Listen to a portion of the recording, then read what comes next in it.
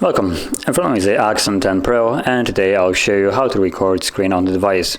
So to get started, let's pull down the notification panel where we can find the screen recording toggle. Now before you actually tap on it and start recording, you want to hold it, and this will take us to a couple of settings. Now it looks like it's fairly limited in here, but you have the video quality, and I'll just set it up to high. I assume it doesn't really say much here, but I assume it's going to change the video resolution to HD or full HD instead of being just like HD or something like that. And you also have the toggle right here for recording the touches. So whenever you touch a screen, you will then see a little circle being recorded on the footage later on. So if we leave this, you can now tap on it, and we'll start immediately recording, or not. There we go. Once you tap on that red circle, it will start recording.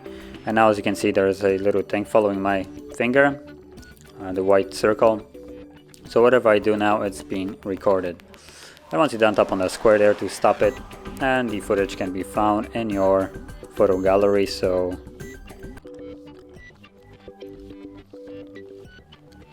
there we go. So now it appeared, and okay, it's already playing. So you can see that's where I was touching the screen.